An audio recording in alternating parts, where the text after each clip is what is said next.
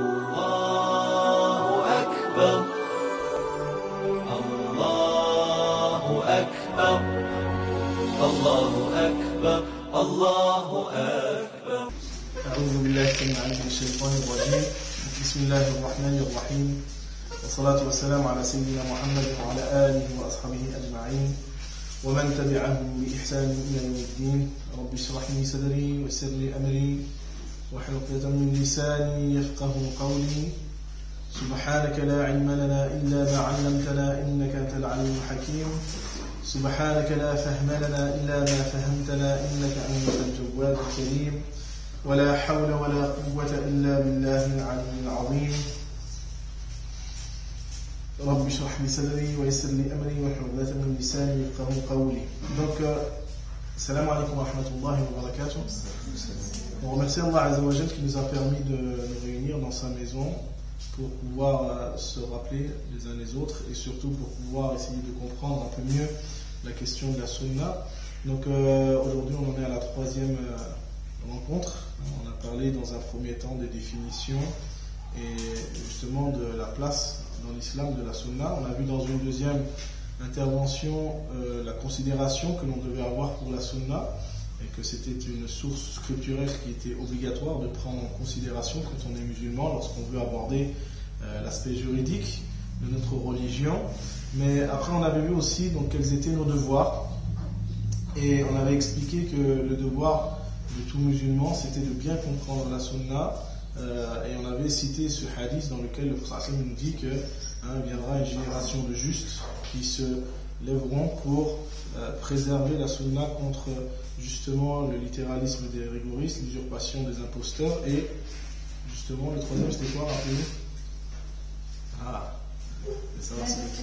Et l'interprétation des ignorants. Donc on avait dit que c'était trois fléaux qui allaient toucher la communauté justement par la suite et que à chaque fois Allah Azza wa Jalla il enverra des gens qui vont préserver cette sunna de ces trois fléaux là, à savoir le littéralisme des rigoristes, l'usurpation des imposteurs, on avait expliqué ce que ça veut dire, et aussi donc l'interprétation des ignorants. Et là aujourd'hui donc du coup on va après avoir donc défini qu'est-ce que la sunna et sa place dans l'islam et nos devoirs vis-à-vis d'elle, on va voir aujourd'hui, on va commencer à voir donc les règles qui sont à suivre pour justement bien la comprendre, parce que le vrai problème aujourd'hui se trouve ici. Il ne se trouve pas tant dans le fait que nous ayons la sincérité de vouloir suivre la sunna, on remet en question aucun musulman dans cette sincérité-là, et on espère que tous les musulmans cherchent à suivre le modèle du prophète, alayhi salatu wassalam. Mais le phénomène aujourd'hui, c'est qu'on va trouver des gens qui se revendiquent justement de la sunna et de vouloir la défendre, tout en étant en contradiction avec elle, dans ses principes. Et c'est pour ça qu'il est important, quand on veut comprendre la notion de la sunna, de revenir sur certaines règles qui nous permettent justement d'avoir un éclairage sur la notion de la sunna. Qu'est-ce que ça veut dire et quelles sont les règles qui sont liées à celle-ci pour mieux la saisir. Alors, ces règles, les savants en déterminent plusieurs, et il y en a 8 principales.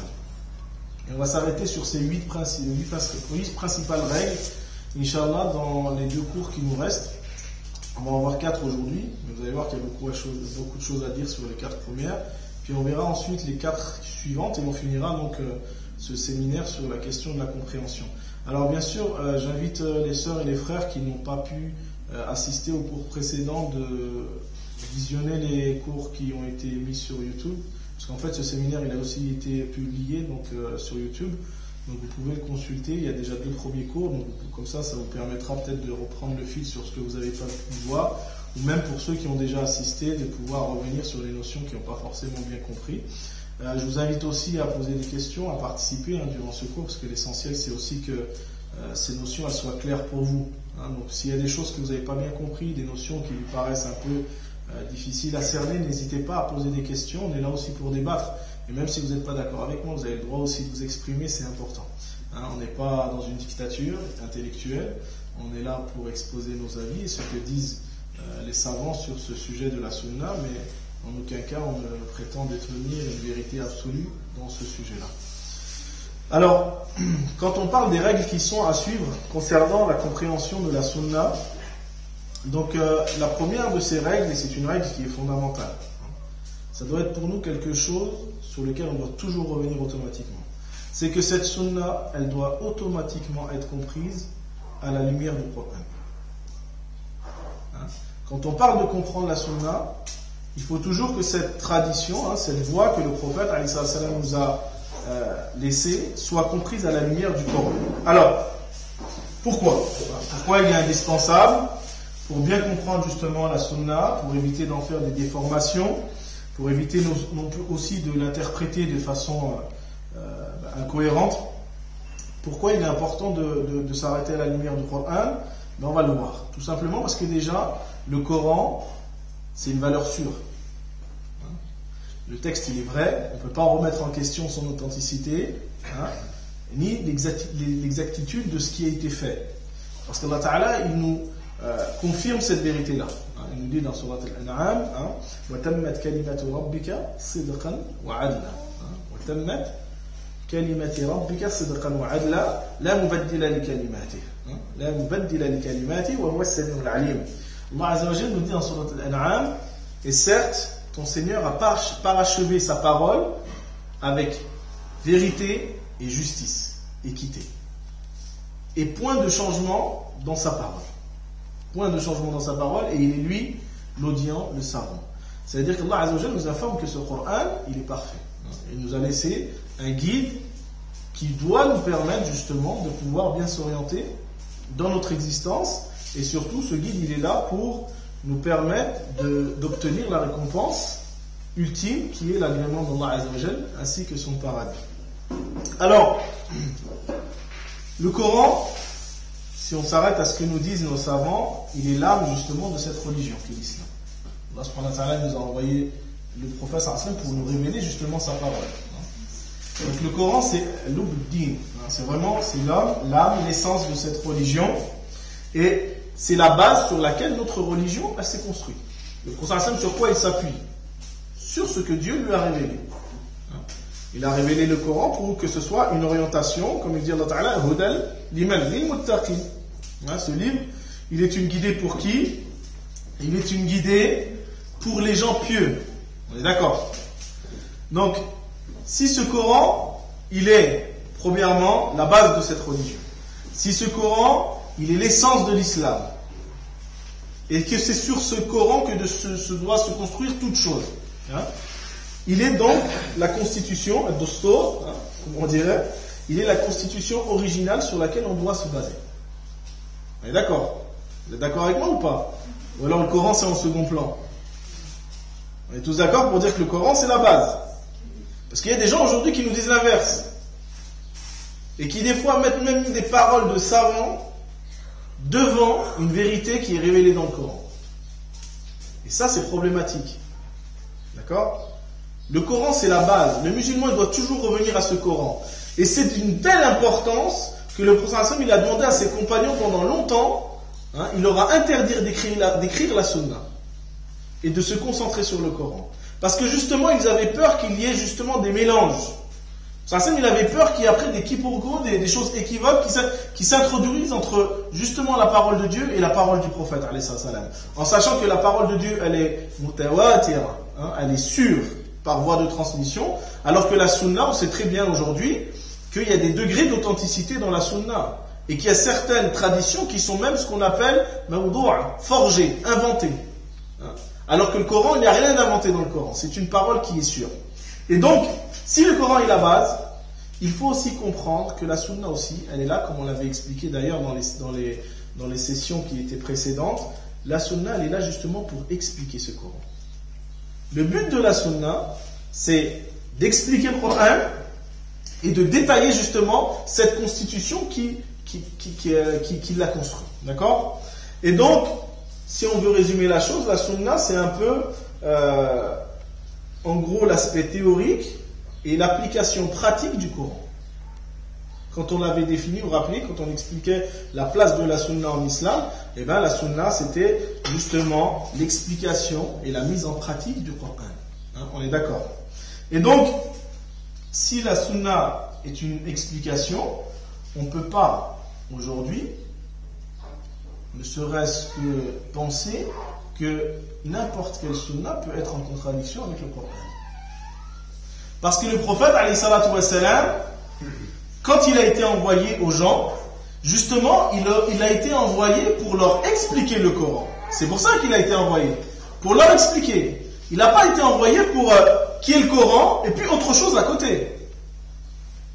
Le prophète a été envoyé justement pour détailler qu'est-ce que le Coran, comment le comprendre dans sa vie, dans son quotidien, dans sa famille, en public, en privé, avec les gens, seul avec Dieu, en temps de paix, en temps de guerre, comme je l'avais expliqué précédemment. D'accord ? Aussi, du coup, on ne peut pas considérer qu'un texte qui est authentique dans la sunna. Un texte authentique qui est sûr, on a confirmé son authenticité, il est sahih. Après, même dans le sahih, il faut savoir qu'il y a des degrés. Il y a ce qu'on appelle le hadith ahad, le hadith al-mashhur, ou le mutawatir. Ça, c'est des notions que vous pouvez voir dans tout ce qui est dans les sciences du hadith.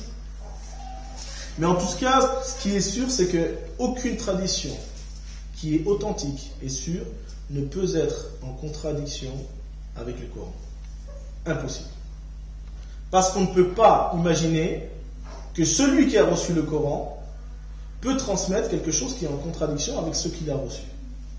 C'est logique. Et donc, les savants ils nous disent que si justement il y a des contradictions, s'il existerait des contradictions entre le Coran et la Sunna, c'est soit que cette Sunna elle n'est pas authentique, forcément, soit alors on n'a pas compris le sens de la tradition. Et là on peut revenir par exemple sur un exemple. Hadith qui en ce moment est très à la mode, qu'on trouve chez certains comme étant authentique, effectivement, d'autres l'ont affaibli, et Ibn Hazm il va jusqu'à dire qu'il a des doutes sur ce hadith en disant qu'il se peut même qu'il a été inventé par les ennemis de l'islam afin de diviser la communauté. Tellement pour lui c'est évident que ce hadith il va en contradiction avec les préceptes du Coran qu'il dit il a même peur que ce hadith a été inventé pour diviser la communauté et ses constituants. Ce hadith c'est lequel? On connaît tous, celui des 73 sectes. Que voilà, les juifs ils auront 71 sectes, une qui est sauvée, les autres dans le feu, les chrétiens auront 72 sectes. Et puis il nous dit ensuite, quant à ma communauté, elle se divisera en 73 sectes et une seule sera sauvée. Alors, pourquoi je vous dis que ce hadith il est en contradiction avec le Coran? C'est que le Coran, lorsqu'il s'adresse aux croyants, je vous pose la question. Dans quel passage dans le Coran Allah Azza wa Jalla s'adresse aux croyants en les avertissant et en leur faisant peur? Quand il parle des croyants, il n'existe pas ce passage. Tout simplement. À chaque fois qu'Allah Azza wa Jalla il parle des croyants dans le Coran, il parle d'al-bushra, il parle de la bonne nouvelle. Wa bashiril mu'minin lahumul bushra fil hayati dunya wal akhirah. Quand il parle des gens qui sont sincères dans leur foi, Allah Azza wa Jalla il les avertit pas, mais il leur annonce la bonne nouvelle de la récompense divine. Or, ce hadith des 73 sectes, il est en train de nous dire qu'il se peut qu'il y a des musulmans qui sont croyants sincères, qui peuvent quand même aller en enfer. Et donc, ce texte, il paraît en contradiction dans son apparence. En vérité, c'est juste son apparence. Parce qu'Ibn Hazm, lui, il a tellement été loin dans sa réflexion qu'il a carrément rejeté ce hadith, en disant qu'il était forgé, mensonger. Mais c'est comme un hadith qu'on trouve dans plusieurs chaînes qui sont authentiques. Mais en vérité, c'est une mauvaise interprétation. Et beaucoup de savants, notamment Cheikh Al-Qubaysi, qui est un savant contemporain koweïtien, qui a fait l'étude de ce hadith et qui expliquait qu'en vérité, ça n'a rien à voir avec ce que les gens avancent aujourd'hui comme étant des groupes. Non, c'est des gens qui se sont égarés, qui sont rentrés dans une errance dogmatique. Et Ibn Jawzi, même, il va plus loin, rahimahullah, en disant que tous ces groupes-là, ils sont passés. C'est ce qu'il explique dans son livre Talbis Iblis, que je vous conseille de lire, où lui il explique ce hadith et de quelle manière il faut le comprendre. Alors, comme je disais, donc, quand on est face à une contradiction, soit ce hadith n'est pas authentique, soit l'interprétation ou le hadith est mal compris, soit alors la contradiction elle est juste apparente, elle n'est pas vraiment réelle. Et ça on va le voir. On va voir qu'il y a des hadiths qui peuvent nous dire qu'ils sont en contradiction avec les versets alors qu'en vérité c'est faux. C'est juste une contradiction apparente. Mais quand on rentre vraiment dans l'étude et la compréhension des circonstances, de l'objet, des objectifs du hadith, on se rend compte qu'en vérité, il n'y a pas de contradiction. D'accord? Alors, des fois, comme je dis, de façon apparente, il y a certaines contradictions qui peuvent se manifester. Et là, quelle est l'attitude des musulmans vis-à-vis de cela? C'est d'avoir de la réserve. Mais en aucun cas, on rejette le hadith. Surtout s'il est sûr ou authentique. On ne peut pas se permettre de rejeter un hadith authentique juste parce qu'il me dérange. Parce que ça, c'est une erreur dans laquelle le Mu'tazila, je ne sais pas si vous avez déjà entendu parler de Mu'tazila, donc les Mu'tazilites, ça vous dit rien? En fait, c'est un groupe de musulmans qui se sont un peu perdus dans des questions dogmatiques, sont entrés dans des formes d'égarement, au point où ils ont considéré, par exemple, que le Coran n'était pas la parole de Dieu, mais une créature de Dieu. Et là, c'est quand même un principe qui est assez dangereux, parce que si on considère que le Coran est une créature, qu'est-ce que ça implique? Il est imparfait. Forcément. Si c'est une créature, donc il n'est pas parfait. S'il n'est pas parfait, ça veut dire quoi? Que je peux discuter son contenu. Vous voyez? Si on considère que le Coran est une créature, ça veut dire que on peut dire que ce qu'il y a dans le Coran, c'est pas parfait. On peut discuter son sens, son contenu. Et ça, c'est dangereux. Ils ont d'autres aussi dérives dogmatiques qui sont présentes normalement, notamment eux ils disent, le Mu'tazila, parmi leurs dérives, c'est que celui qui commet des grands péchés, il n'est ni en enfer ni au paradis. Vous voyez, c'est un peu... et qu'il ne pourra pas bénéficier non plus de l'intercession de qui que ce soit, même s'il est musulman. Et ça, c'est une vérité qu'ils abordent, et qu'ils s'appuient d'après eux sur le Coran pour dire ça. Et ils citent plusieurs versets qui parlent du fait que personne ne pourra bénéficier de l'intercession si, bien sûr, on est dans le péché et dans la désobéissance. Sauf que ce qu'ils abordent, eux, sont en contradiction, leur idée est en contradiction totale avec ce que dit la Sunna. Parce qu'il y a de nombreux hadiths dans lesquels le prophète met en évidence la question du shafa'a des prophètes, parce que lui-même, il dit qu'il sera un intercesseur pour les gens du jour dernier. Mais aussi l'intercession aussi des gens, de manière générale, et des anges. Et il y a plusieurs hadiths authentiques qui vont dans ce sens-là, notamment un hadith dans lequel le prophète nous dit, le jour de la résurrection, un nombre, des gens totalisant un nombre de la tribu de Banu Tamim. Banu Tamim, c'était une grande tribu parmi les Arabes. Entreront au paradis uniquement par l'intercession d'une personne. Donc là, le hadith est authentique. Il nous dit qu'une personne, elle pourra intercéder pour tout un peuple. Dans un autre hadith aussi qu'on trouve chez l'imam al-Bukhari, le prophète il nous dit aussi que le martyr, il pourra intercéder pour 70 personnes de sa famille. 70 membres de sa famille, le martyr pourra faire le shafa'a. D'accord? Et sans compter les hadiths aussi qu'on trouve chez le Bukhari, dans lequel le prophète dit que chaque prophète a eu une invocation exaucée. Quant à moi, je la réserve le jour dernier pour intercéder en faveur de ma communauté. Hadith est sahih. Et donc tous ces hadiths-là, les Mu'tazila, ils les ont tout simplement rejetés. Bien qu'ils soient authentiques, parce que pour eux, il n'y a pas d'intercession pour des musulmans qui seraient pécheurs. Et donc, vu que le prophète il dit que n'importe qui pourrait intercéder pour les musulmans, ils rejettent ces traditions-là. Et là, ils se trompent dans quel sens? Parce qu'ils pensent que pour eux, c'est contradictoire au Coran. Mais le Coran, il est très clair. Les seules intercessions qui sont interdites, c'est les intercessions déjà par les idoles. On nous dit effectivement que l'intercession des idoles ne sera d'aucune utilité pour personne. Mais aussi, il nous dit que ceux qui ne pourront pas bénéficier de ces intercessions-là, c'est les idolâtres seulement. Parce que, de manière générale, ce qu'on apprend à travers le Coran et la Sunna, c'est que les gens pourront bénéficier de l'intercession d'un tierce personne, ou d'un ange, ou d'un homme pieux, sous deux conditions. La première, c'est que la personne qui va intercéder a reçu l'autorisation de Dieu pour intercéder. Il nous dit Allah Ta'ala,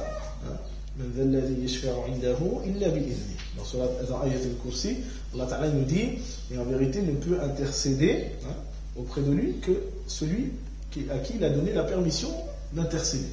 Ça, c'est la première des choses. Mais la deuxième condition, les savants nous disent que pour que l'intercession soit possible, c'est qu'il faut que la personne pour qui on veut intercéder, soit dans le monothéisme, c'est-à-dire qu'elle croit en un Dieu seulement. Parce qu'Allah Ta'ala, quand il nous parle des gens qui seront privés de l'intercession, c'est clairement établi dans Surat Al-Mudaththir. لم نكن من المصلين ولم نكن نطعم المسكين وكنا نخوض مع الخائضين وكنا نكذب بيوم الدين حتى أتانا اليقين فما تنفعهم شفاعة الشافعين. Allah Azza wa Jalla, il parle de ceux qui seront en enfer et qui n'ont pas cru en Dieu. Et ils diront, nous n'avons pas été de ceux qui avons accompli la prière. Et nous n'avons pas été non plus de ceux qui ont nourri les pauvres. Et nous étions dans des discussions vaines. Et nous avons renié la résurrection. Jusqu'à ce que nous vienne la certitude, à savoir la mort. Et là, Dieu nous dit quoi après cela? Et en vérité, à ce moment-là, l'intercession de n'importe quel intercesseur ne leur sera d'aucune utilité. Donc on voit bien que Allah Azza wa Jalla, il admet dans le Coran que l'intercession est possible. Donc les Mu'tazila en fait se sont trompés dans leur jugement lorsqu'ils ont jugé que ces hadiths étaient à rejeter, parce qu'ils étaient d'après eux en contradiction avec le Coran, alors qu'en vérité ils ne l'étaient pas. Donc c'est important d'éclaircir ces choses-là, parce que des fois c'est par un manque de compréhension quand on aborde l'aspect global du Coran qu'on en arrive à ce genre de déviance dans la réflexion. Donc, premièrement, la sunna doit être comprise à la lumière du Coran. On ne comprend pas la sunna en dehors du Coran. Si cette sunna est en contradiction évidente, c'est qu'il faut se poser la question de savoir est-ce que le hadith est authentique, est-ce que j'ai bien compris cette tradition, ou est-ce que, en vérité, peut-être que cette contradiction, elle n'est pas là. C'est moi qui en vois une, mais elle n'est pas vraiment présente. D'accord ? Alors, ça c'est la première des choses. La première des règles quand j'aborde la question de la sunna. Quand j'aborde la question de la sunna et de sa compréhension, deuxième règle, c'est de réunir tous les hadiths. Réunir tous les hadiths qui portent sur un thème pour comprendre la portée de l'objectif. Je ne peux pas prendre un hadith comme ça, je l'isole alors qu'il y en a 40 qui parlent de la même chose, et moi je prends le hadith dont l'interprétation me convient. Mais quand je veux comprendre vraiment la portée d'un hukm, d'un jugement par rapport à la sunna, je dois réunir tous les hadiths. Je dois réunir tous les hadiths qui portent sur le même thème. Parce que pour comprendre la sunna, c'est indispensable, c'est important de réunir tous les hadiths, bien sûr, qui sont authentiques. Je parle bien toujours des hadiths authentiques, parce que ce qui est faible et inventé, ça doit être rejeté en matière de jurisprudence. Ça c'est clair, les savants l'ont établi. Mais en tout cas, je dois réunir tous les textes d'un même thème. Pourquoi ? Pour pouvoir justement faire en sorte que s'il y a des ambiguïtés dans certains textes, que les autres puissent apporter un éclaircissement. Parce que des fois tu peux prendre un texte, il ne paraît pas clair, et ça peut apporter des choses équivoques sur ce texte. Mais autour tu vas trouver 15-20 hadiths qui vont apporter des précisions sur la portée du texte, et qui te permettent justement de dire, ah bah tiens, en fin de compte, c'était pas ça que j'avais compris. Mais si je reste que sur un hadith, je risque de ne pas comprendre la portée de ce hadith. Je vous ai parlé tout à l'heure de le hadith des 73 sectes, par exemple. On peut y revenir. Je m'arrête que sur le hadith des 73 sectes. Mais autour, combien de hadiths qui vont dans un autre sens ? Notamment le hadith dans lequel Hassan dit, c'est un hadith qui est même authentifié par l'imam Albani, qui dit que pour chaque communauté, une partie en enfer et une partie au paradis. Quant à ma communauté, elle est tout entière au paradis. Ou alors cet autre hadith qui dit que le jour dernier, on présentera devant le feu le musulman et on fera venir un mouchrik et on lui dira, ce mouchrik est un rançon contre l'enfer.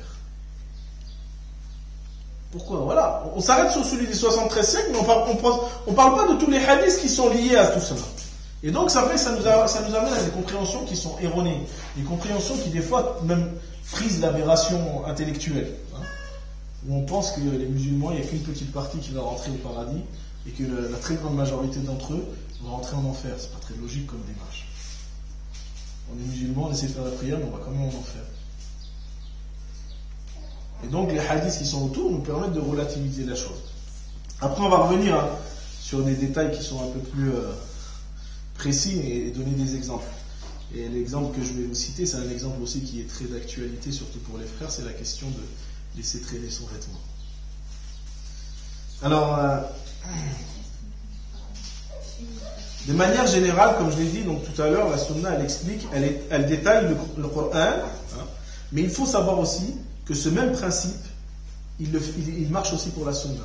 C'est-à-dire que la sunna aussi, elle détaille et elle explique la sunna. C'est-à-dire qu'il y a des traditions qui vont expliquer le Coran, comme il existe des traditions qui vont expliquer la sunna elle-même. Donc je ne peux pas m'arrêter juste sur un texte pour définir une règle générale, mais il faut d'abord que j'essaie d'étudier tous les textes qui sont liés à ce thème pour en tirer justement un statut juridique. Et là, on va rentrer dans des exemples, parce que c'est toujours mieux quand on donne des exemples, et on va rentrer justement sur cet exemple du hadith du fait de laisser tomber son vêtement. C'est un hadith qui est assez à la mode en ce moment et qui nous explique que d'après la sunna, il est interdit de laisser tomber son vêtement et que ceux qui le font subiront un châtiment de la part d'Allah Azza wa Jalla. Alors on connaît ce hadith, on va revenir sur ce hadith d'ailleurs. Et ce hadith il fait beaucoup de dégâts parce qu'on trouve aujourd'hui des fois des jeunes qui sont un peu dans le zèle, qui veulent bien faire les choses et on ne remet pas en question leur intention. Alhamdoulilah, sûrement ils sont sincères dans leur volonté de bien faire, mais des fois dans la volonté de bien faire, on agit mal. Et surtout quand on n'a pas la compréhension de la sunna dans sa globalité. Et on fait des dégâts. On trouve aujourd'hui ces jeunes qui vont jusqu'à remettre en question la piété et l'intégrité des savants juste parce qu'ils laissent traîner leurs vêtements, par exemple. Et ils se basent bien sûr sur des hadiths pour dire ça. C'est important de le dire. Ils ne se basent pas sur rien pour avoir leur position. Sauf qu'on va voir qu'ils n'ont pas compris la tradition. Et on va déjà revenir sur les hadiths qu'eux ils citent. Qu'est-ce qu'ils disent dans ces hadiths? Le prophète, dans un hadith rapporté par l'imam Bukhari, il nous dit 3 hommes, Dieu ne les regardera pas le jour de la résurrection. 3 types d'hommes, Dieu ne les regardera pas le jour de la résurrection. Le premier, c'est lequel? C'est un homme qui rappelle sans cesse ses bienfaits aux gens et qui ne fait preuve de générosité que pour que les gens disent qu'il a été généreux. Ça, c'est le premier type d'homme. Il dit le deuxième, c'est un commerçant qui fait en sorte d'écouler sa marchandise par des serments mensongers. C'est-à-dire, il ment sur sa marchandise, sur l'état de sa marchandise. Et puis le troisième, il nous dit quoi? Il dit le troisième homme, c'est un homme qui laisse traîner ses habits. Donc le hadith, il est authentique. Chez l'imam Bukhari, on ne remet pas en question l'authenticité du texte. Donc, à partir du moment où le texte est authentique, on va le prendre en considération. On est d'accord? Deuxième hadith sur lequel ces gens s'appuient, c'est un hadith aussi que l'on trouve aussi chez l'imam Bukhari qui dit que tout ce qui dépasse comme habit le dessous des chevilles sera dans le feu. On est d'accord? Hadith authentique. Hadith authentique. Pour l'instant, on reste sur le texte. Alors, si on s'arrête à ces hadiths, il est légitime de dire qu'effectivement, le fait de traîner son habit, c'est quelque chose d'interdit. On n'a pas le droit de laisser traîner son habit. Et qu'effectivement, tout ce qui va dépasser la cheville sera brûlé en enfer. Sauf que, il y a d'autres hadiths qui vont justement permettre d'avoir des précisions sur la portée du sens de la parole du prophète. Pas qu'un, plusieurs. J'en ai cité quelques-uns, mais je peux vous dire qu'il y en a au moins une dizaine. Si ce n'est plus.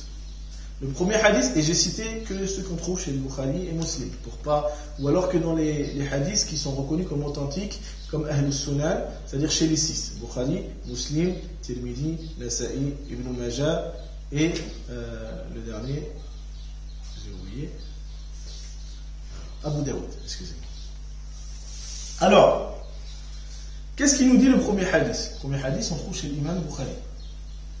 Le prophète, il dit dans ce hadith, celui qui laisse traîner son habit, ça ressemble à l'autre, d'accord? Celui qui laisse traîner son habit par vanité, Dieu ne le regardera pas le jour de la résurrection.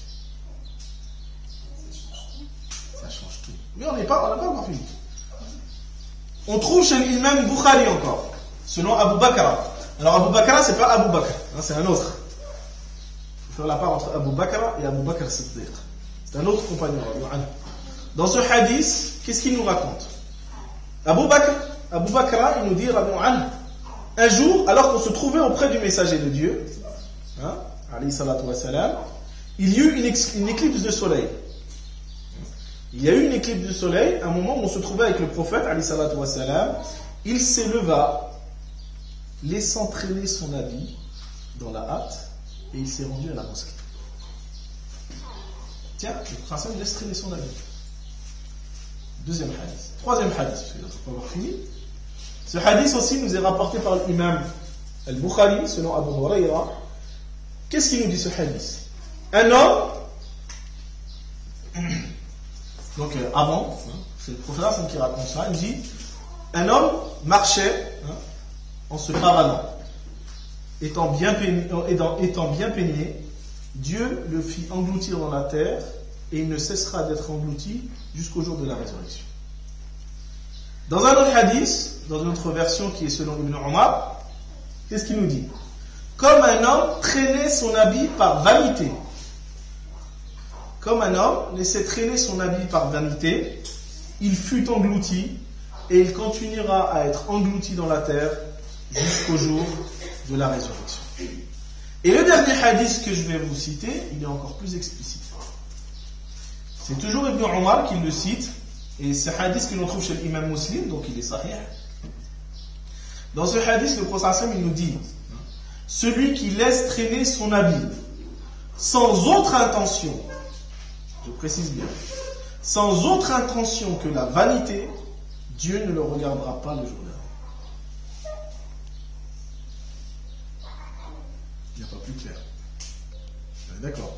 Ce dernier hadith, qu'est-ce qu'il nous indique? Ce dernier hadith, il exprime de façon claire, sans ambiguïté, la raison pour laquelle Dieu ne le regardera pas. C'est pas parce qu'il laisse traîner son habit seulement, mais parce qu'il le laisse traîner par vanité. On voit bien que l'illa, le motif, elle est expressément dite par le prophète, alayhi salatu wa salam, et là, ça ne laisse aucune place à une autre interprétation. On ne peut pas dire, celui qui va laisser traîner son habit comme ça, sans aucune vanité, il va être châtié par Dieu. Là, le hadith, il est clair.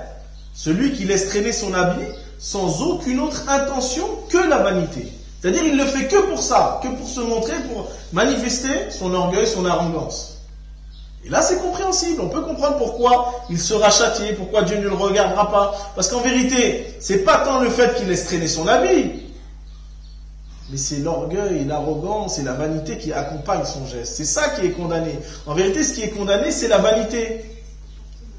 Le comportement, exactement. Parce qu'on va trouver d'autres hadiths où le prophète nous dit clairement de faire les choses comme on veut. On sait que le prophète s'adresse aux compagnons dans un hadith qui est rapporté par Imam Bukhari en leur disant « Mangez, buvez, habillez-vous et faites l'aumône et ne commettez ni excès ni vanité. » Dans un autre hadith, il s'est adressé à Ibn Abbas, qui est son cousin. C'est un hadith que l'on trouve chez Ibn Hajar, Ibn Abi Dunya, Ibn Abi Shayba, afwan. Dans ce hadith, le prophète il dit quoi? Il s'est adressé à son cousin Ibn Abbas et il lui a dit, mange ce que tu veux. Mange ce que tu veux. Porte les vêtements que tu veux. Mange ce que tu veux. Porte les vêtements que tu veux. Tant que tu évites deux choses, l'excès et la vanité. Donc on voit bien que quand même quand on réunit, quand je vous dis quand on réunit l'ensemble des hadiths sur un thème donné, on se rend bien compte que des fois la portée elle est différente que quand on met un hadith tout seul. Effectivement, si moi je prends le hadith qui est tout seul, qui dit tout ce qui dépasse les chevilles, il sera dans le feu. Bah oui. Moi j'ai peur de Dieu, j'ai pas envie d'aller dans le feu, donc je vais m'abstenir, je vais penser que le fait de laisser traîner mes vêtements, c'est haram.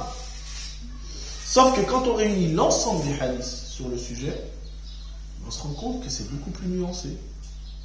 Et qu'en fait, ceux qui sont concernés par cette tradition sont ceux qui le font par la vanité.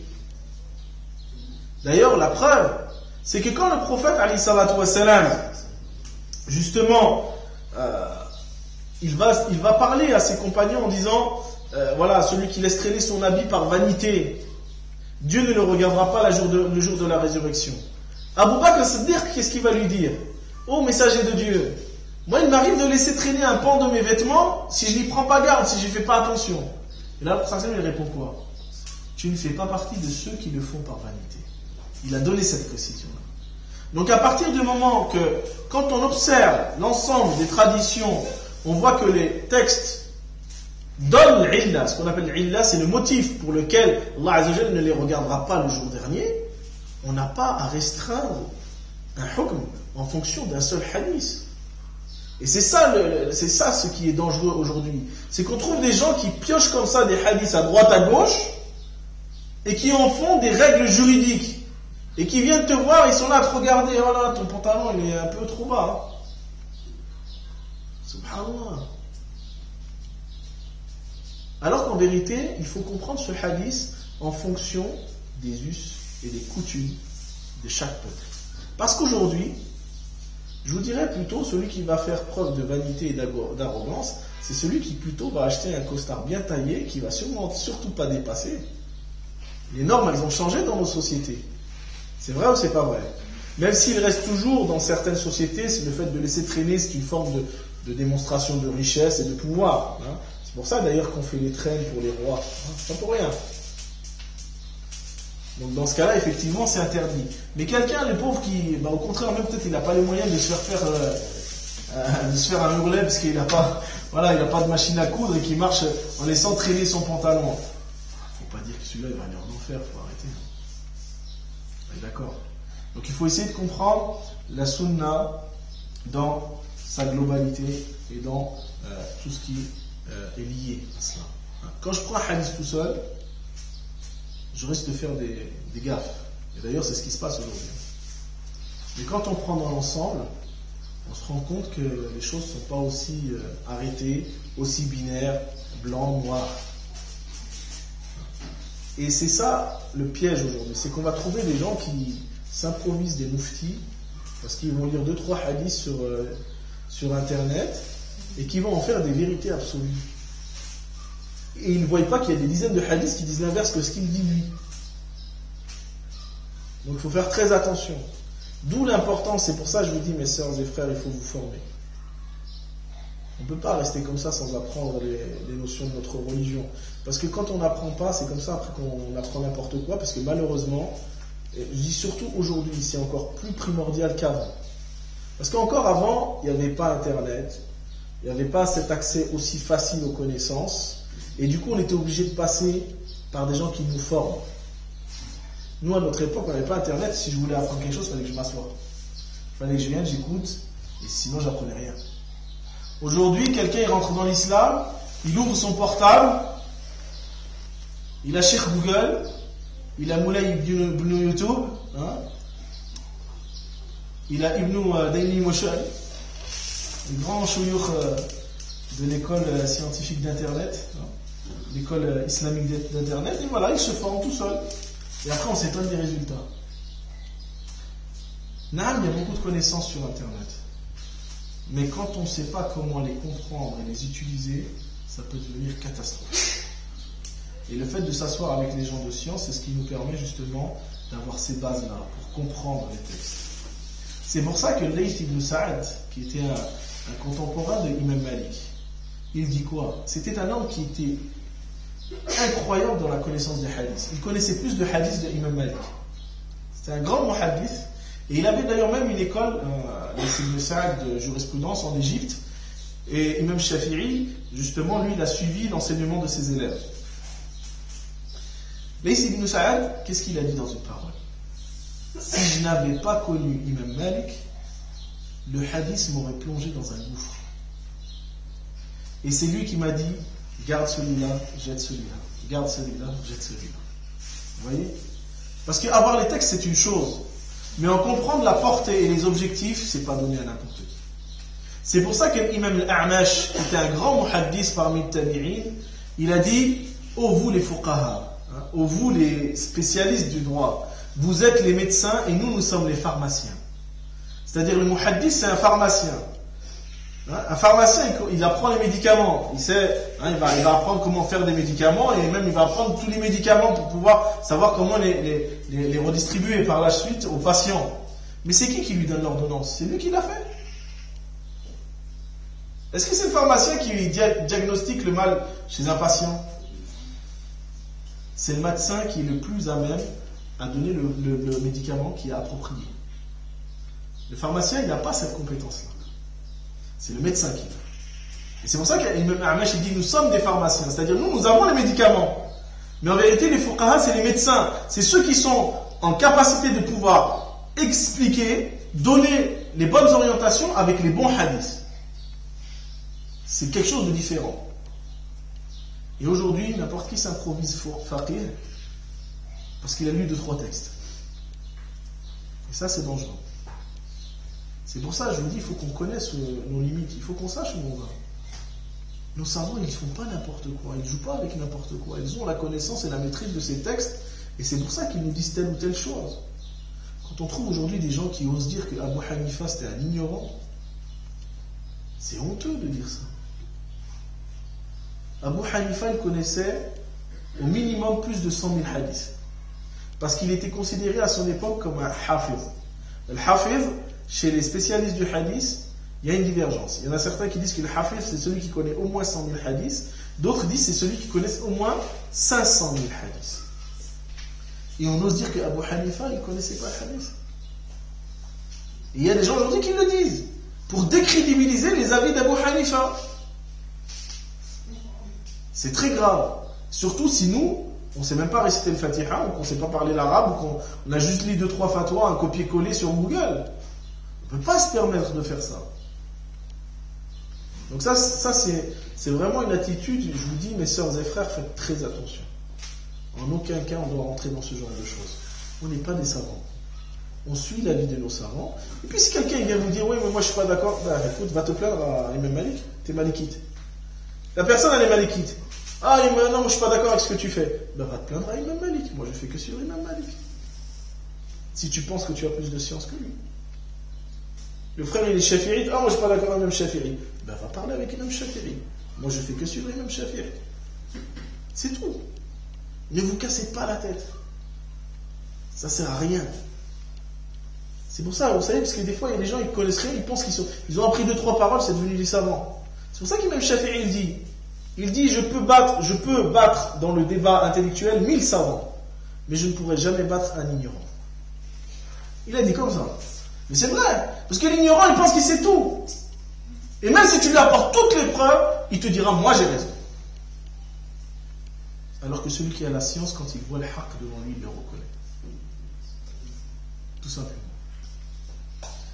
Alors, troisième principe sur lequel doit s'articuler la compréhension de la sunna, la troisième règle, pour bien comprendre la sunna, c'est le fait aussi de concilier.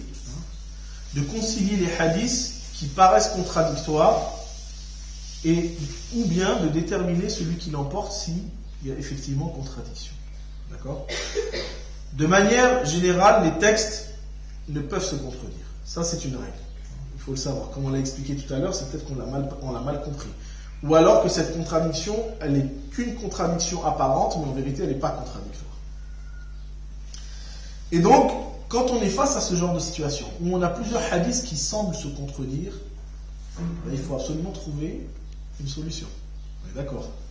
On ne peut pas rester comme ça dans cette contradiction. Il faut bien qu'on prenne une orientation et essayer de trouver ce qui nous paraît juste. Bien sûr, ça, c'est pas notre rôle. C'est encore une fois le rôle des savants, mais c'est les savants qui nous expliquent comment faire. Et là, il y a plusieurs attitudes qui doivent se faire. La première d'entre elles, c'est de concilier les textes. Essayer de concilier les textes plutôt que de choisir entre eux. Quand on est face à deux textes qui semblent contradictoires, c'est pas je vais en rejeter un et en prendre un autre automatiquement. Mais je vais essayer de concilier, trouver quelque chose qui peut être commun en eux, ou une explication à leur contradiction, pour que je puisse les garder tous les deux. D'accord ? Et à ce sujet-là, on va voir qu'il y a plusieurs exemples qui peuvent nous permettre de comprendre. Parmi les exemples, il y a un hadith qui trouve chez l'imam Tirmidhi ou Abu Daoud, qui est authentique, qui nous parle qu'une fois, Salama ainsi que Maymuna, qui étaient les épouses du prophète, se trouvaient chez le prophète, et un aveugle qui s'appelait Ibn Maktoum, qui faisait des fois aussi l'adhan à la mosquée, entre chez le prophète. Et là, le prophète va dire à ses épouses, allez vous cacher. Et ses épouses vont lui répondre, mais il est aveugle, de toute façon il ne nous voit pas. Et là, le prophète lui dit, oui, mais vous le voyez. Et donc certains ont pris ce hadith pour dire qu'il était interdit à la femme de regarder un homme. Elle peut pas, il est interdit à la femme de regarder l'homme. Sauf que il y a d'autres hadiths qui sont contradictoires à ce hadith et qui nous prouvent que les femmes, même les épouses du prophète, avaient la possibilité de regarder l'homme, bien sûr si c'est pas avec une intention qui est mauvaise. Parmi ces hadiths, c'est un hadith que l'on trouve chez l'imam Bukhari et qu'on connaît tous. C'est un hadith même qui est reconnu unanimement authentique parce qu'on le trouve chez les 6, dans lequel Aïcha rapporte qu'elle avait, quand il y avait des esclaves abyssins qui faisaient des jeux de javelot dans la mosquée, elle s'est mise sous le manteau du prophète et le prophète l'a laissé les regarder jusqu'à ce qu'elle soit rassasiée de sa distraction. Donc déjà il y a ce hadith là, premièrement. Aussi il y a un autre hadith qui met aussi en avant ce même Ibn Maktoum qui est l'aveugle. Ce hadith on le trouve aussi chez l'imam Bukhari et chez d'autres. Et dans ce hadith, c'est un hadith qui nous parle d'une femme qui s'appelle Fatima bint Qais, qui lorsqu'elle a été répudiée par son mari, le prophète au début l'a envoyée chez une femme, et puis après il lui a dit non, en fin de compte ne va pas chez elle parce qu'elle reçoit beaucoup de mes compagnons. C'était une femme qui était une femme veuve et qui acceptait beaucoup le muhajirin dans sa maison le temps qu'il puisse avoir une situation. Et il lui a dit va plutôt chez Ibn Maktoum car il est aveugle et donc tu pourras te défaire de tes vêtements devant lui sans qu'il te voie.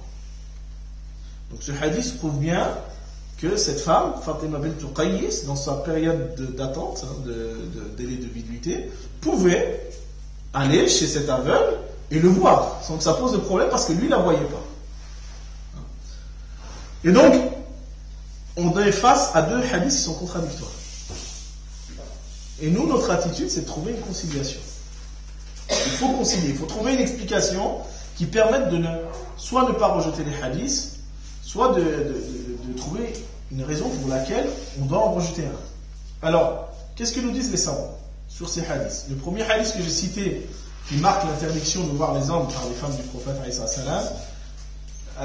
il y a des savants, notamment l'imam al-Zahabi, qui a cité que la chaîne de transmission, dans la chaîne de la transmission de ce hadith, même s'il est rapporté par l'imam Abu Daoud, eh bien, il y a un maillon de la chaîne qui est le serviteur de Salama qui s'appelle Nahba, qui est inconnu. On n'a aucune information à son sujet. Et donc, Imam Zahabi a carrément décidé d'affaiblir ce hadith. Donc ça, déjà, ça donne une explication. Mais même si on considère que ce hadith est authentique, puisque Abu Daoud l'a considéré comme tel, eh bien, Abu Daoud, il explique comment pour trouver une conciliation entre les deux. C'est que ce hadith ne s'applique qu'aux femmes du prophète parce qu'elles avaient un caractère sacré que les autres femmes n'avaient pas.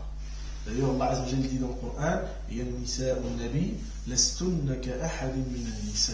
Ô vous femmes du prophète, vous n'êtes comme aucune autre femme. D'accord?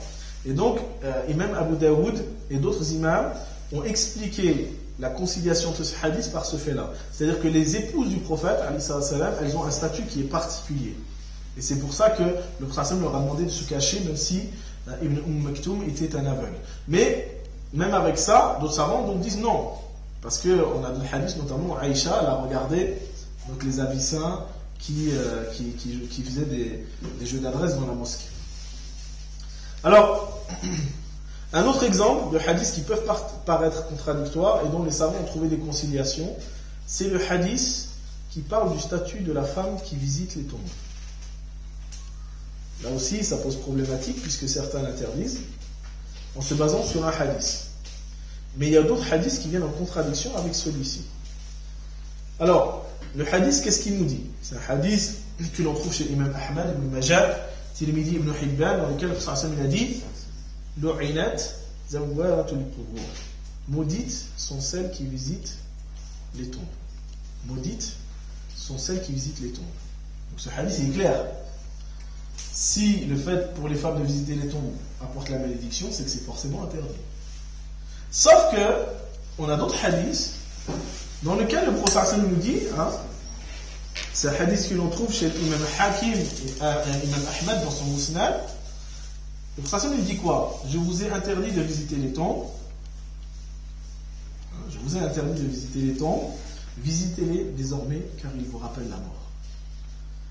À cela, certains savants ont dit oui, mais ça c'est un hadith de portée générale. En vérité, pour ça s'adressait aux hommes et pas aux femmes. Sauf que la majorité des savants disent que c'était une portée à la fois pour les hommes et pour les femmes, puisqu'on a une autre version du hadith où Aïcha justement allait se rendre à la mosquée et son cousin l'interpelle en lui disant mais le prophète ne vous a-t-il pas interdit de vous rendre sur les cimetières? Et là elle va répondre si, mais par la suite il nous a donné l'autorisation. Donc ce hadith vient répondre à cette position-là. Et plus que cela, c'est qu'il y a un autre hadith que l'on trouve chez l'imam Hakim qui nous aide que Fatima, la fille du prophète, elle avait pour habitude tous les vendredis de se rendre au cimetière à la tombe de Hamza, son oncle, et d'y faire des invocations et de pleurer. Le hadith est authentique.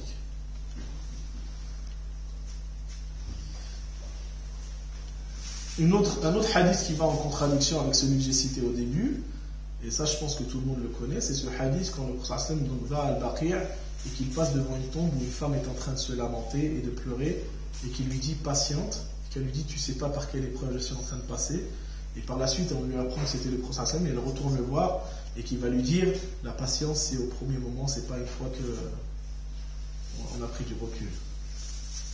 Le prophète, quand il lui fait le reproche, est-ce qu'il lui reproche d'être au cimetière?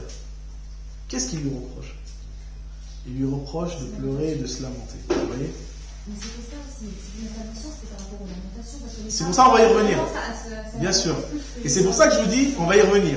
Parce que là, dans l'apparence, on est face à des sunnas qui paraissent contradictoires. Une sunna qui nous dit clairement, l'u'inat zawwarat al-qubur, maudites sont celles qui visitent les tombes, mais on a d'autres traditions en contradiction qui dit que les femmes peuvent y aller, qu'elles y allaient, que ça ne posait pas de problème. D'accord? Alors, par rapport à ça, comment comprendre ces contradictions?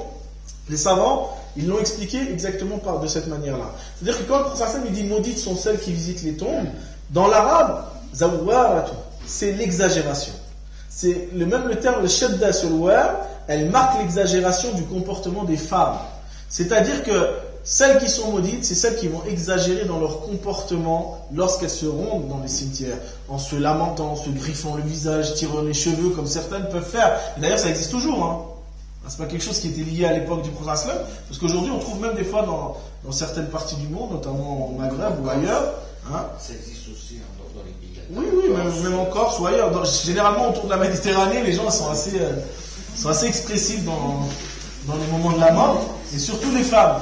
Et en fait, c'est pour ça que le prophète avait dit cette tradition-là. C'était pour mettre en fait en exergue l'exagération du comportement de certaines femmes lorsqu'elles se trouvaient dans les cimetières. Et qu'en vérité, s'il n'y a pas cette exagération-là, il n'y a aucune interdiction pour que la femme puisse aller visiter les tombes, puisque c'est un souvenir de la mort, et que le prophète nous a demandé d'y aller pour se souvenir justement de la mort. Oui.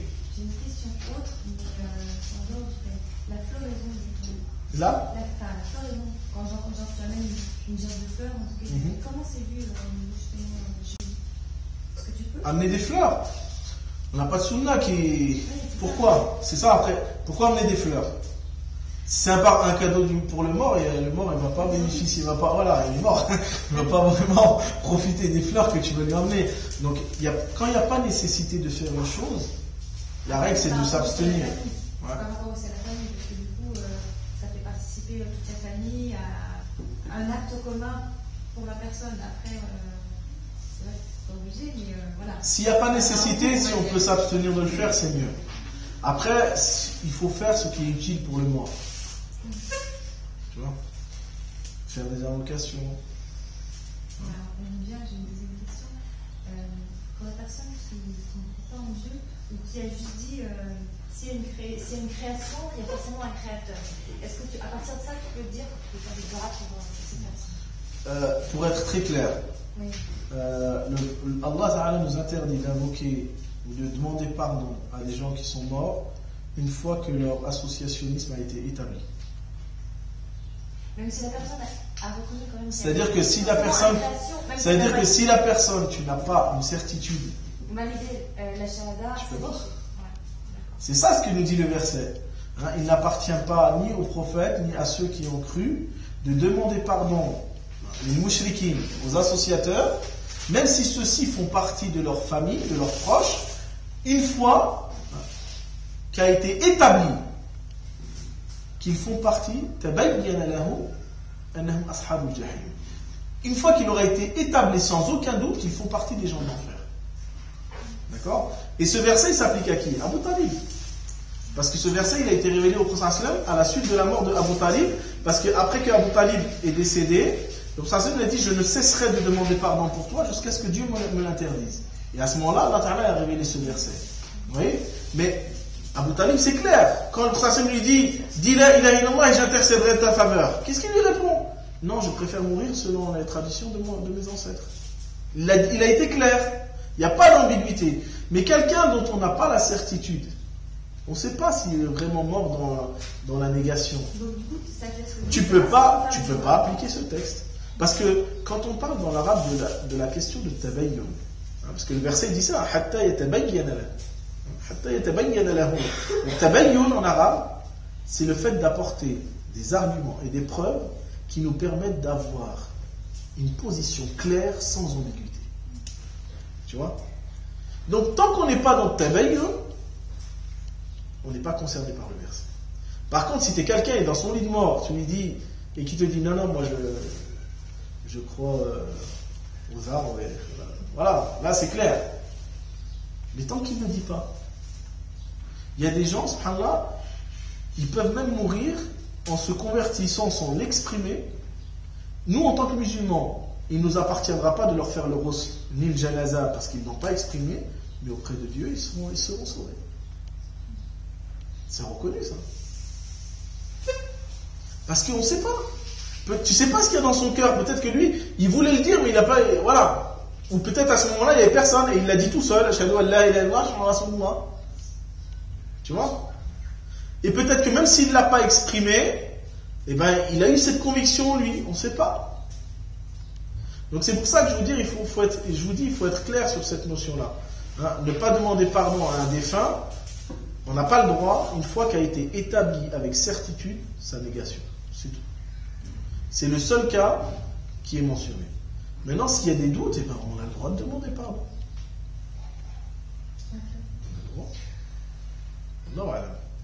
Alors, quand on est face aussi à des textes qui paraissent contradictoires, parce qu'on est toujours dans la contradiction entre les sunnas, quand on est face à des textes qui paraissent contradictoires, je vous dis, il faut toujours trouver une solution. Donc, soit concilier entre les deux textes.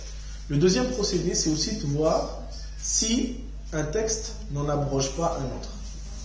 Si un texte n'a pas été venu après pour effacer le premier. La question de ce qu'on appelle nasir ou mansur, l'abrogé et l'abrogeant. Donc ça, c'est une notion qui existe dans le Coran. Il y a des versets dans le Coran qui en abrogent d'autres. Mais il y a aussi des sunnas qui abrogent d'autres sunnas. Donc des fois, la contradiction, elle peut être liée à une question d'abrogation. C'est-à-dire qu'on est face à deux textes, c'est deux textes qui sont authentiques, sauf qu'il se peut qu'il y en a un qui est venu abroger l'autre. Mais si moi je suis pas au courant qu'il y en a un qui a été abrogé, eh ben, je peux me retrouver face à une contradiction qui est apparente. Et là, donc, Imam Shafi'i, qu'est-ce qu'il nous dit à ce niveau-là? Il nous dit que lorsque deux hadiths peuvent être appliqués ensemble, alors en aucun cas on ne peut en négliger un par rapport à l'autre. On doit appliquer les deux ensemble. Il dit par contre, si l'un des deux hadiths peuvent être considérés comme étant contradictoires, cette contradiction, elle peut être de deux sortes. Imam Shafi'i dit la contradiction entre deux sunnas, elle peut être de deux sortes. La première, c'est que l'un des hadiths abroge l'autre. La première des raisons, c'est qu'un des hadiths peut abroger l'autre, et dans ce cas-là, on devra appliquer lequel, dites-moi? L'abrogeant ou l'abrogé? L'abrogeant, forcément. Si je suis face à un texte qui abroge un autre, forcément je vais abandonner le texte qui est abrogé pour prendre en considération celui qui l'abroge. On est d'accord, c'est logique. Il nous dit, par contre, s'il y a contradiction, s'il y a une contradiction entre ces deux textes, mais que rien ne permet de définir ou de dire qu'il abroge l'autre, dans ce cas-là, quelle sera notre attitude? C'est de revenir à ce qui est plus sûr. C'est-à-dire qu'on ne rejette aucun des deux, sauf dans le cas où l'un est plus sûr que l'autre. Soit dans sa chaîne de transmission, soit parce que le texte il est plus proche de la sagesse du Coran. Vous voyez, dans son sens, il va plus dans le sens du Coran que l'autre. Soit parce qu'il est plus proche du reste de la sunna, hormis justement cette contradiction-là. Soit parce qu'il est plus conforme à ce que savent les savants aussi. Soit parce qu'il est plus juste aussi du point de vue de l'qiyas, de l'analogie et de l'intelligence. Soit encore parce qu'il représente la position d'un plus grand nombre de compagnons. C'est-à-dire que quand on est face à des contradictions, on ne peut pas rejeter un texte comme ça. Il faut qu'il y ait des raisons valables. Et là, dans ce cas-là, on a des exemples qui sont dans la sunna, notamment la question de la prière de la femme à la mosquée. Qu'est-ce qu'il nous dit le prophète ? La meilleure prière pour la femme, c'est quoi ? Celle qu'elle fait chez elle. On est d'accord. Sauf qu'on a des hadiths que l'on trouve chez le Bukhari, Muslim, qui nous disent que les épouses du prophète priaient le fajr à la mosquée, et même les 5 prières. Et surtout, pourquoi je dis salat al-fajr ? Parce que c'est le matin, c'est la nuit. Et qu'elles quittaient leur place avant qu'on ne puisse les reconnaître. Vous voyez ? Hadith authentique. On a un autre hadith qui dit qu'une fois une femme se rendait à la mosquée de l'Isha, et sur c'est un hadith qu'on trouve aussi chez le Bukhari Muslim, et sur son trajet, elle a été agressée par un homme. Et ensuite, des sahabas sont venus, un sahabi qui passait par là va venir la défendre, et son agresseur va prendre la fuite, et 2 sahabas qui vont arriver derrière vont penser que le sahabi qui était venu la défendre, c'est lui qui l'avait agressée. Et donc ils vont l'attraper, ils vont l'amener jusqu'au prophète, alayhi salatu wa salam. Et là, ils vont dire, voilà, cet homme, il a agressé cette femme. Et là, cet homme va dire, non, je jure par Dieu que j'étais venu pour la défendre. Et là, cette femme, à ce moment-là, le prophète va poser la question, est-ce que c'est ton agresseur ? Elle va lui dire oui. Et là, subhanallah, bien sûr, le frère, le sahabi qui était venu pour la défendre, il est mal parce que c'est automatiquement, c'est la lapidation. Vous voyez ? Et là, à ce moment-là, l'agresseur qui était présent à la mosquée, imaginez-vous, il a agressé une femme, il est venu à la mosquée pour prier quand même. Il voit qu'on accuse à tort un innocent, il va se dénoncer lui-même. Il va dire au messager de Dieu, en vérité, c'est moi, c'est pas lui. Et à ce moment-là, il va dire, je demande pardon à Dieu pour ce que j'ai fait. À ce moment-là, le prophète Hassan va se tourner vers la femme et va lui dire que Dieu te pardonne, parce que tu as failli faire accuser un innocent. Et il va dire à celui qui a défendu cette femme, tu as bien fait. Et Omar et quelques compagnons vont prendre l'agresseur, et vont lui dire, ya Rasulallah, on va lui faire sa fête à celui-là. Et à ce moment-là, le prophète Hassan va dire, non, laissez-le, parce qu'il s'est repenti devant Dieu. Donc, on voit bien que, voilà, cette femme, malgré qu'elle a été agressée, est-ce que derrière, il y a un hadith qui dit, bon, ben maintenant, à partir d'aujourd'hui, les femmes, vous restez chez vous. Vous venez pas prier à la mosquée. Non. Et surtout, un autre hadith qui est aussi authentique, selon Ibn Omar, qui nous dit que le prophète a dit, n'empêchez pas les servantes de Dieu de se rendre à la mosquée si elles désirent s'y rendre. Vous voyez, là, c'est des hadiths qui paraissent contradictoires. Sauf que, on va voir, ça c'est le 4e point, ça servira aussi de transition, Inch'Allah. Sauf que, en fait, pourquoi ce hadith il a été dit, c'est que quand le prophète a dit que c'était mieux pour la femme de prier chez elle, c'était un moment où il n'était pas sûr. Vous savez que même quand le prophète a fait le hijra à Médine, les musulmans portaient toujours leur épée sur eux, parce qu'ils étaient toujours sous la pression de Quraysh qui les attaquait, qui les menaçait constamment jusqu'à la 6e année. C'est-à-dire que les musulmans ont retiré leur épée de leur fourreau après 6 ans à Médine, après le pacte de Hudaybiyah. Avant cela, ils étaient toujours sur le qui-vive. On ne sait jamais, ils vont nous attaquer.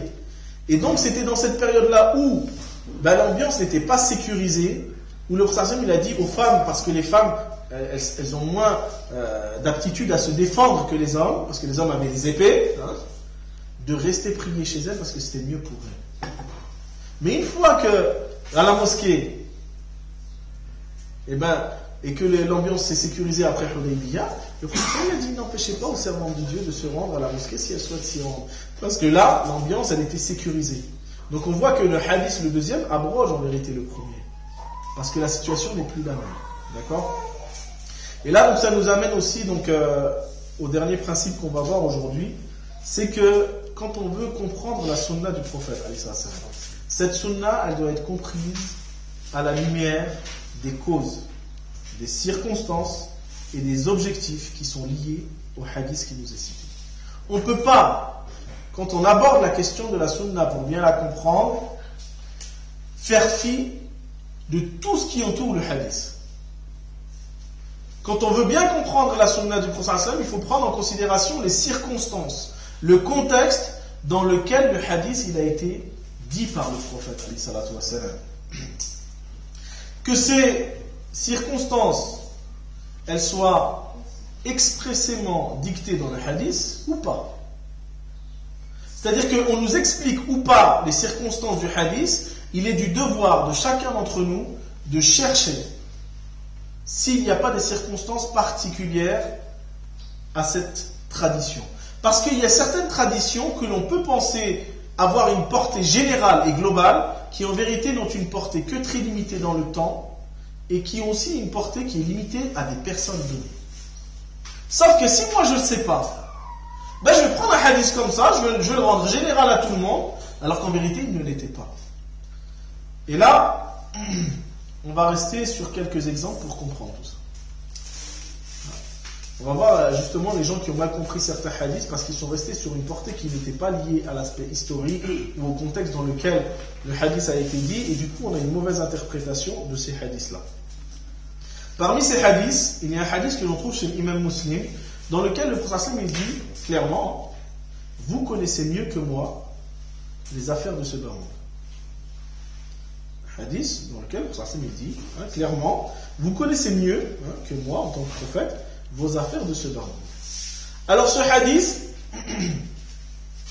c'est un hadith qui a été utilisé comme un prétexte par certains musulmans pour en fait se dérober de leur devoir en ce qui concerne l'aspect économique, social et politique.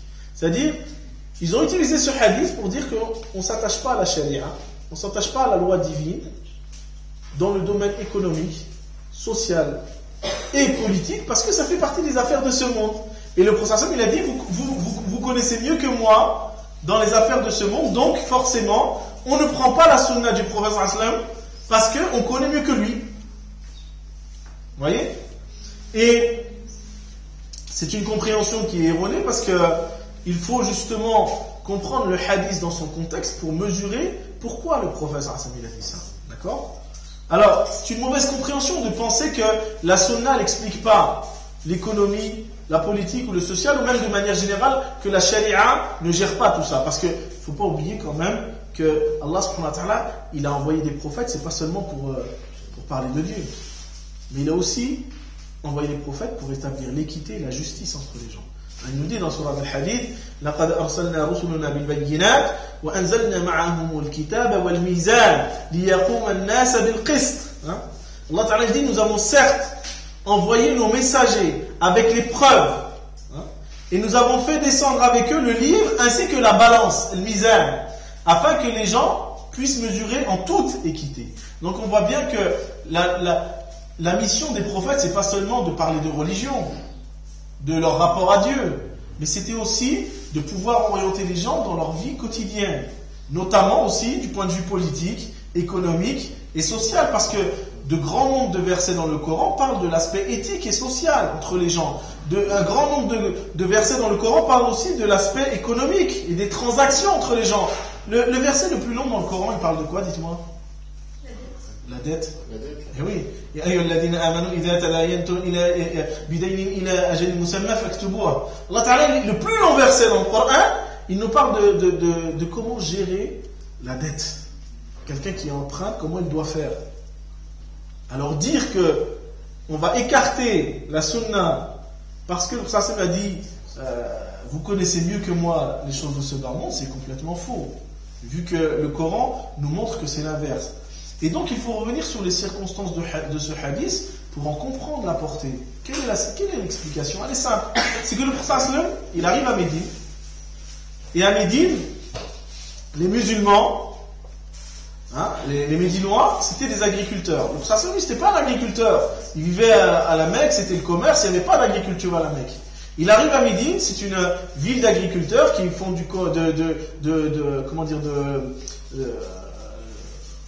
ils cultivent les dattes, quoi. Ils font de la culture de dattes. Et quand il arrive à Médine, il trouve que les Médinois attachaient les palmiers entre eux. Sauf que les Médinois, ils savaient pourquoi ils faisaient ça. En fait, ça servait à mieux polliniser les palmiers pour qu'ils donnent plus de dattes. Mais le prophète, il n'était pas agriculteur, il ne savait pas tout ça. Et en voyant les arbres comme ça attachés les uns contre les autres, de cette manière-là, on croit, par miséricorde pour ces palmiers, il leur a dit, détachez ces palmiers. Par miséricorde. Sauf qu'un an va passer, et au bout d'un an, parce que les Médinois qui pensaient que c'était une révélation de la part du prophète n'ont pas attaché les palmiers, donc il y a une moins bonne pollinisation des palmiers et moins de dattes. Et ils sont venus se plaindre au prophète et à Rasulullah, tu nous as dit de ne pas attacher les palmiers, mais cette année on a moins de dattes que l'année dernière. Et c'est à ce moment-là où le prophète leur dit, en ce qui concerne la religion, je ne peux pas me tromper. Mais par contre, vous savez mieux que moi, vous êtes mieux connaisseur que moi en ce qui concerne les choses de votre baron. C'était dans ce contexte-là que le prophète nous parle de ce hadith. Donc on ne peut pas l'appliquer de manière générale à tout. Il faut le restreindre à ce domaine-là. D'accord? Un autre exemple qui va dans ce sens-là aussi, et que beaucoup de gens utilisent aujourd'hui pour dire qu'il est interdit de vivre dans des pays non musulmans, et qu'il faut faire absolument de la hijra, c'est une obligation. C'est un hadith que l'on trouve chez Imam Abu Daoud et Tirmidhi, dans lequel le prophète nous dit quoi? Je me dégage de toute responsabilité vis-à-vis des musulmans qui vivent en terre d'idolâtres. Et donc de ce hadith, certains ont dit, donc, puisque le prophète se désavoue, se dégage de la responsabilité de ceux qui vivent en terre d'idolâtres, il est interdit de vivre dans une terre non musulmane. Et ils en ont fait une règle générale pour dire qu'on doit quitter les terres non musulmanes. Avec tout ce que ça implique. Sauf que ce hadith, il faut le remettre à sa place et dans le contexte dans lequel il a été édicté par le prophète. Alors pour venir à ce hadith, comment il faut le comprendre? C'est que le prophète, il avait envoyé une armée dans un endroit, chez les Banu Kha'afar, et quand l'armée du prophète est arrivée, parce que c'était des gens qui s'étaient opposés à l'islam, parmi ces gens-là, certains se mirent à se prosterner. Sauf que dans la précipitation de la bataille, les compagnons ne les ont pas vus et ils les ont tués. Ils les ont tués en pensant que c'était des gens qui combattaient l'islam. Et ensuite, des gens sont venus se plaindre de cette situation au prophète. Et c'est à ce moment-là qu'il leur dit, je me désavoue ou je ne suis pas responsable de personnes qui vivent dans des terres d'idolâtres. C'est-à-dire que le prophète se dégageait de toute responsabilité de la mort de ces gens-là. Parce que c'est eux qui ont choisi de rester au milieu des combattants non musulmans qui étaient en train de combattre contre les musulmans. Et donc c'est eux-mêmes qui se sont exposés à cela. C'est pas le prophète qui porte cette responsabilité, c'est eux-mêmes qui ont choisi. Et c'est pour ça qu'on ne peut pas appliquer ça de manière générale. Mais on peut l'appliquer que dans un contexte de guerre. C'est-à-dire que si demain, il vient y avoir une guerre clairement établie, l'islam contre les non-musulmans, et que nous on se trouve du côté des non-musulmans, ben si on meurt, c'est nous qui l'avons cherché. C'est ça qu'il faut dire. C'est comme ça qu'il faut comprendre. Vous voyez? Parce que rien ne nous oblige de rester avec eux. Mais on ne peut pas l'appliquer de manière générale en temps de paix, ou même en temps même s'il y a des tensions, mais sans que ça soit des guerres. On est bien d'accord. Et là, le problème, il est là, c'est qu'il y a des gens qui ont compris ce hadith avec une portée qui est générale. En disant après, écoute, si tu ne fais pas les hijra, tu es en contradiction avec l'islam. Alors que c'est complètement faux. D'accord? Donc quand on revient à la circonstance, au contexte, on voit bien que c'est limité. Un autre exemple, et là ça touche plus les sœurs, hadith aussi qui est assez à la mode en ce moment, rapporté par le Bukhari et Muslim, dans lequel le prophète nous dit une femme ne doit voyager qu'en compagnie d'un mahram. La femme ne peut voyager qu'en compagnie d'un mahram. Hadith sahih, rapporté par l'imam al-Bukhari et Muslim. Alors, pour comprendre la portée de ce texte, il faut revenir sur quoi?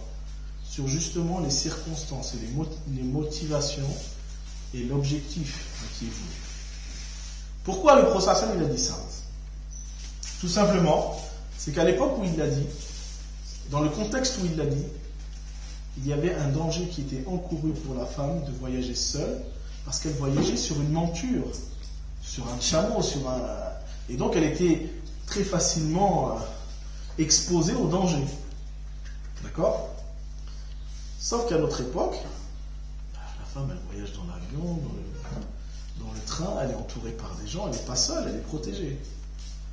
Ça veut dire quoi? Ça veut dire que le motif pour lequel le prophète a énoncé ce hadith, est-ce qu'il est présent ou pas à notre époque? Non. Non. Après oui, ça peut l'être dans certains cas. C'est sûr qu'il faut faire attention. Mais imaginons, comme aujourd'hui, les exagérations qui peuvent exister dans certains cas où on va interdire à des jeunes femmes, à des sœurs de faire une umrah parce qu'elle n'est pas avec son mahram, alors qu'elle est dans un groupe, alors qu'elle est protégée, qu'elle est avec des gens. Voilà. Il est où le danger? Vous voyez? Donc c'est dans ce genre d'exagération que je vous dis qu'il faut faire très attention, où il y a des gens qui vont utiliser ces textes-là pour interdire, alors qu'en vérité, le motif la raison d'être du texte, elle n'est plus présente. Sauf que quand l'illa n'est plus présente, il n'y a plus matière à appliquer la prescription, tout simplement. La preuve en est, c'est que le prophète nous dit l'inverse dans un autre hadith qui est aussi chez l'imam Bukhari, dans lequel il nous dit bientôt, viendra un temps où la femme portant des choses sur sa tête de valeur pourra partir d'Al-Hira pour la Kaaba sans être accompagnée de son époux. Et ce hadith, les savants ils nous disent quoi? C'est un hadith qui fait justement l'éloge du règne de l'islam et de la sécurité qu'il va y avoir. Quand le prophète il en parle, il dit viendra un temps où l'islam sera tellement présent que la femme elle peut voyager sans craindre personne. Donc on voit bien que là aussi le motif il est présent. D'un côté il l'interdit, pourquoi? Parce que le contexte faisait que pour la femme c'était dangereux de voyager seule. Mais dans un autre il dit bien que viendra un temps où ça sera tellement sécurisé que la femme pourra voyager sans son époux, sans que ça pose de problème, en ayant même des choses de valeur sur elle. Et donc on voit bien qu'à ce moment-là, effectivement, il faut comprendre les textes en fonction de la circonstance et du contexte. Parce que même les épouses du prophète, elles ont fait le hajj sous l'époque justement du calife Omar sans être accompagnées du mahram. Ceux qui l'ont accompagné, c'était qui? Uthman ibn Affan, Abdurrahman ibn Auf. C'est eux qui ont accompagné le groupe des épouses du prophète. Sauf que Uthman ibn Affan, c'était pas un mahram, et Abdurrahman ibn Auf n'était pas non plus un mahram. Vous voyez? Mais pourquoi? Parce qu'à ce moment-là, elles étaient en sécurité. Donc on voit bien que même les épouses du prophète, elles ont fait aussi le hajj sans être accompagnées de mahram. Donc il faut comprendre la portée du texte quant à l'interdiction du voyage de la femme seule que dans un contexte de danger, tout simplement. Et que si ce n'est pas le cas, dans ce cas, le motif de l'interdiction n'a plus lieu d'être.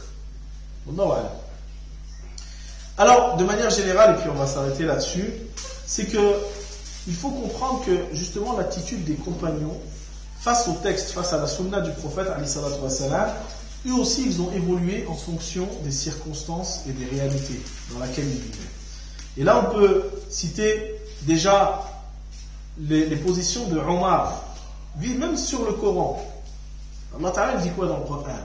وَالسَّارِقُ وَالسَّارِقَةُ فَاقْطَعُوا أَيْدِيَهُمَا jaza'an bima kasaba nakala min Allah. Quant au voleur et à la voleuse, coupez-leur les mains, et ça, en conséquence de ce qu'ils ont fait. Le verset il est clair, voleur, voleuse, on coupe la main. Sauf que Omar, sous son règne, il va momentanément abroger l'application de ce hukm, de ce jugement. Pour quelle raison? Parce qu'il y a la famine à Médine. Et que la famine allait forcément entraîner des gens à prendre des biens qui ne leur appartiennent pas. Vous voyez, pour ça, le Omar Afwan, il a compris la portée du texte. C'est-à-dire que le voleur et la voleuse à qui on coupe la main, c'est celui qui vole pour voler. C'est pas celui qui vole parce qu'il est dans une circonstance, une réalité particulière. Et pour la sunna, il a eu la même attitude. Puisque, du temps du prophète, lorsque le prophète il avait fait la bataille de Khaybar, et qu'ils avaient pris tous les biens de Banu Nazir, de ces juifs à Khaybar, il les a distribués entre ses soldats. C'est ça la sunna du prophète. Sauf que Omar, quand il va être calife, et qu'ils vont ouvrir l'Irak, est-ce qu'il va distribuer les terres à ses soldats? Non. Il va les laisser à ses propriétaires en échange de ce qu'on appelle le kharaj, qui est un impôt sur les terres conquises. Donc, il a fait autre chose que le prophète a fait. Est-ce qu'on va dire que Omar il a fait une bid'a? Qu'il n'avait pas compris?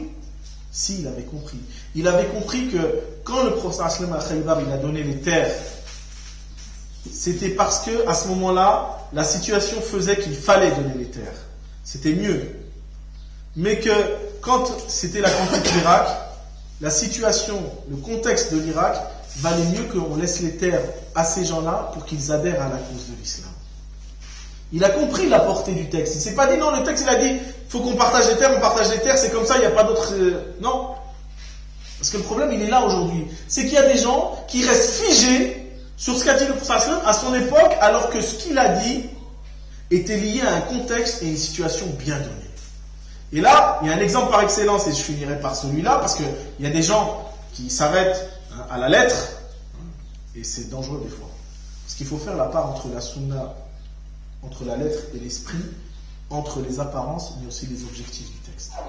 Aujourd'hui, il y a beaucoup de gens qui s'arrêtent sur la lettre, qui s'arrêtent sur l'apparence, et qui ont des positions au niveau de la sunna qui, des fois, deviennent des aberrations. Et l'exemple par excellence, aujourd'hui, allez, je vous laisse le deviner, je pense que vous avez une idée. Hein? Non, de manière générale. Un exemple par excellence aujourd'hui qui fait que quand on a cette approche par la lettre et par l'apparence, on s'éloigne des objectifs. Oui. Non, même si ça, effectivement, c'est une dérive. Non, restons en France. N'allons pas jusqu'en Syrie. On vient d'être exposé à cette situation il y a quelques semaines. Vous voyez pas? Zakat al-Fitr.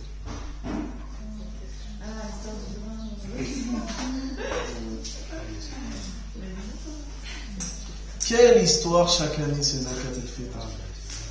Oh là là là là là, quel malheur. Il y a des gens aujourd'hui qui sont là et qui nous disent non, on ne doit donner Zakat al-Fitr que soit en date, soit en raisin sec, zabib, parce que le hadith c'est ce qu'il dit. Non, le riz n'est pas cité par le hadith. Attention, même celui qui donne du riz fait bid'a. Attention. Qu'est-ce qu'il nous dit le hadith?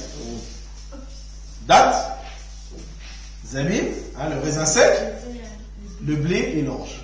4. Et certains, ils rajoutent le fromage de certaines bêtes parce que le prophète, il l'a cité dans d'autres hadiths. Alors, en voulant bien faire, parce que quoi qu'il en soit, ces frères-là, ils veulent bien faire. Ils veulent essayer de suivre la sunna, c'est clair. Sauf qu'en voulant rester sur la lettre, ils sont passés à côté de l'objectif voulu par ce hadith. En voulant et en mettant l'accent sur la forme, ils sont passés à côté du fond. Parce que c'est quoi l'objectif de Zakat al-Fitr? Dites-moi. Et surtout et surtout lié aux pauvres. C'est quoi? Le prophète il le dit. Pour qu'ils puissent vivre farah, la joie. C'est pour que même les pauvres puissent bénéficier de la joie, apporter de la joie aux gens dans le besoin le jour de l'Aïd. C'est ça l'objectif. C'est ça l'objectif en définitive de ces textes-là. Alors imaginez ce pauvre, en 2015, à Chambéry, et que toi tu viens lui donner un moud d'orge.